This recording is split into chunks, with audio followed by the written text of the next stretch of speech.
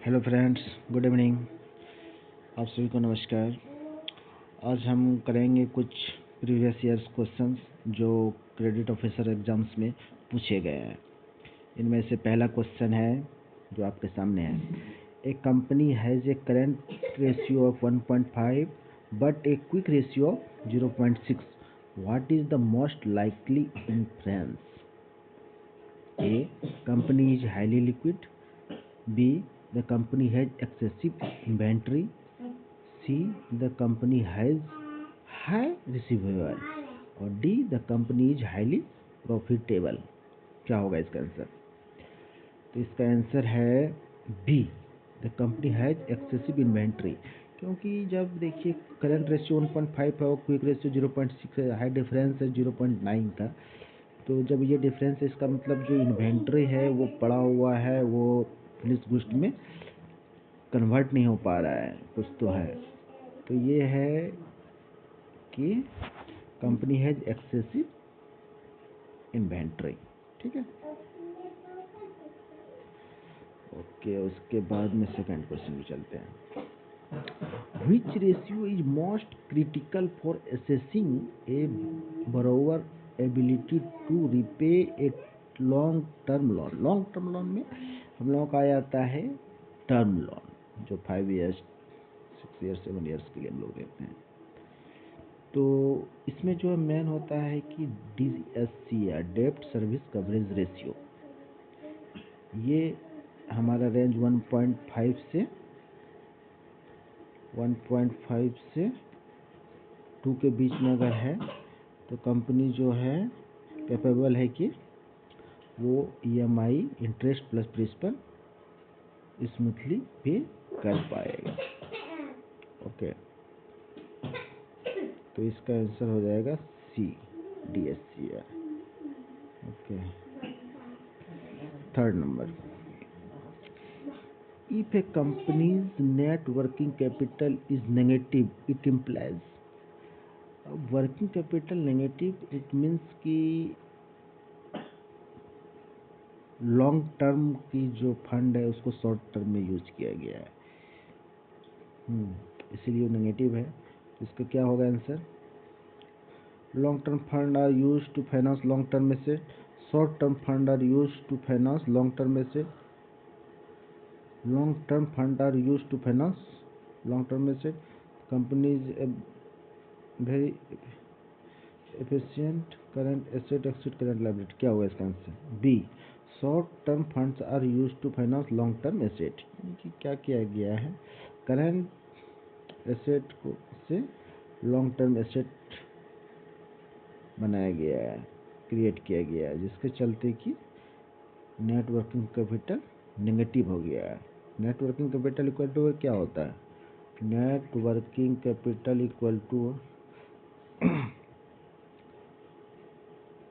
Current asset minus current liability. Current liability exceed कर रहा है, ओके, इसके चलते ये नेगेटिव है.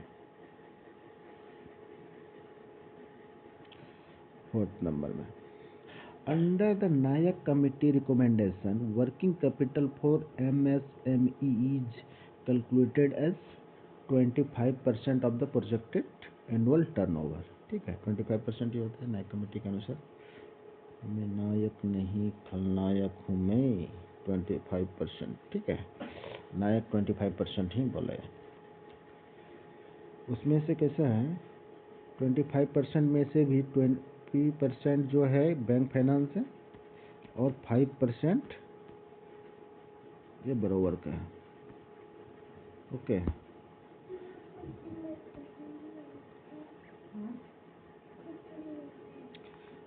What is the maximum permissible bank finance second method requirement for net working capital? उसमें भी नेट वर्किंग कैपिटल क्या है? 25% of total current asset. 25% of working capital gap, 15% तो है 25%. 25% of total current asset net working capital के लिए तो ये होता है 25% of total current asset. MPBF में भी यही है 25% of total current asset. Okay. As per Basel III norms, what is the minimum common equity tier 1 CET1 capital requirement? Basel III के अनुसार में टायर 1 कितना होना चाहिए? 4.5 है, नहीं सॉरी 5.5 है, 5.5% है, और उसमें से 5.5% तो टायर 1 है 5.5, और उसमें से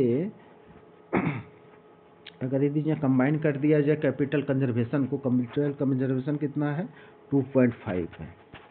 तो टोटल टायर 1 में 2.5 प्लस 5.5 यानी कि 8%। ये 8% हो जाएगा, ठीक है। सिटी टायर 1 में 5.5 है और कैपिटल कंजर्वेशन बफर जो है 2.5 है, तो CET1 रिक्वायरमेंट है 8% का। Okay.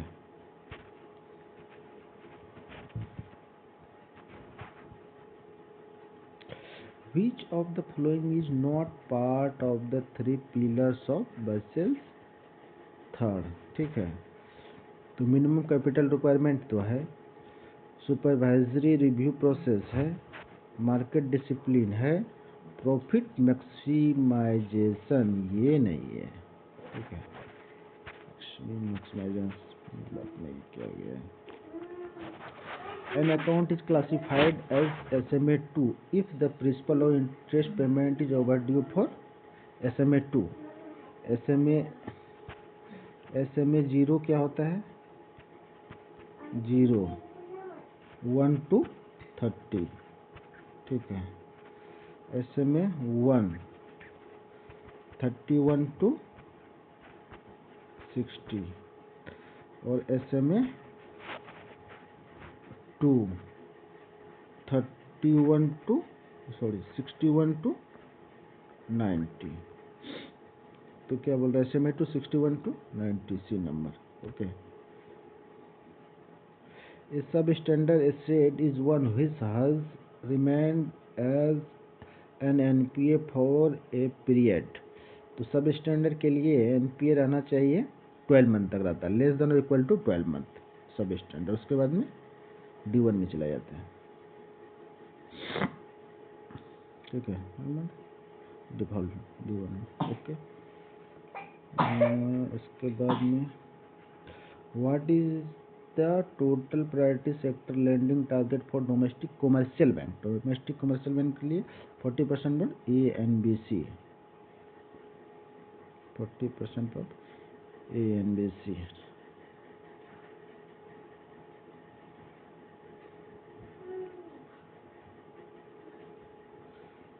Okay. As per revise criteria medium enterprises is one where investment in plant and machinery does not exceed medium। तो मीडियम के लिए कितना होता है? 50 250। ओके। इन्वेस्टमेंट ये हो गया और टर्नओवर ये 50 250। इन्वेस्टमेंट प्लांट एंड मशीनरी में 50 करोड़ और टर्नओवर 250 करोड़। तो सी नंबर इसका होगा आंसर, सी नंबर, ठीक है।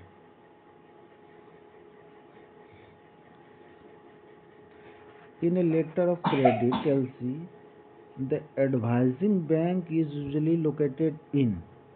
तो एडवाइजिंग बैंक बेनिफिशियरी के सेलर कंट्री में होगा। ओके। बेनिफिशियरी सेलर होगा ना, बायर तो पैसा देगा, सेलर पैसा लेगा, बेनिफिशियरी कंट्री सेलर कंट्री में होगा। Okay. A performance guarantee is type of financial guarantee, deferred payment guarantee, non-financial guarantee, statutory guarantee। Performance guarantee इस टाइप ऑफ फाइनेंशियल तो नहीं है, डिफर्ड पेमेंट गारंटी ना, non financial guarantee, non financial guarantee है। ये performance के लिए दिया जाता है कि इस पीरियड के लिए हम इस पीरियड में ये काम पूरा कर देंगे।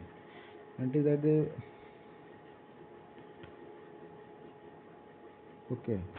परफॉर्मेंस की जैसे ये पुल अगर ये ब्रिज को हमें बनाना है तो इस पीरियड में ये 6 मंथ के within 6 month we will complete this work. For that bank has issued a performance guarantee. If company has not met this condition, not able to finish their work, then it came into the scene। नहीं कर पाएगा तो ये scene में आएगा।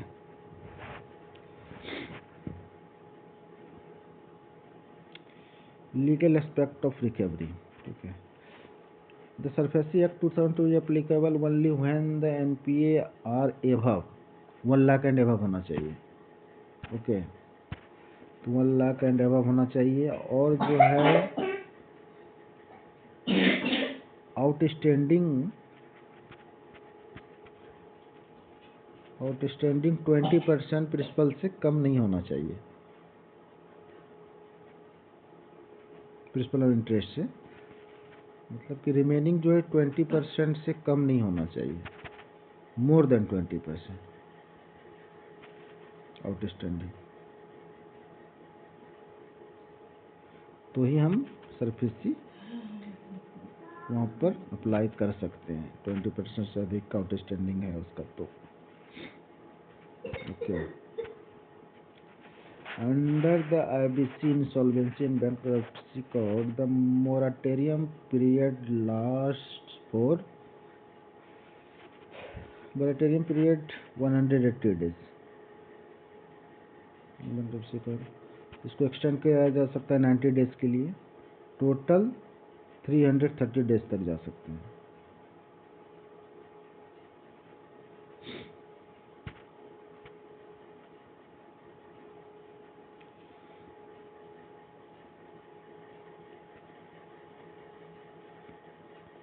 What does sensitivity analysis in a project report determine? Sensitivity analysis project report में क्या दिखना है? The impact of change in variables। Raw material prices में कुछ चेंज होता है तो कंपनी पे क्या इफेक्ट होगा, ये सेंसिटिविटी एनालिसिस से हम लोग कंपेयर कर सकते हैं। Project viability, okay. इसका answer sensitive analysis project report determine the impact of change in variables like raw material price on the projects viability. B number, okay. Credit rating agency like Crisil's ICRA evaluate credit risks which risk is not part of their rating: business risk, financial risk, management risk, systematic risk। Systematic risk system से है तो ये credit risk का part नहीं है। Okay, D number. Systematic risk market risk, market wide this affect everyone and cannot be mitigated by the company's internal actions, so it is not focus of the specific corporate credit rating। okay,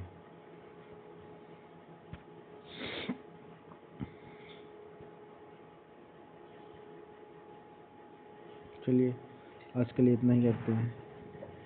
thank you. फिर हम next 15 question लेके आएंगे।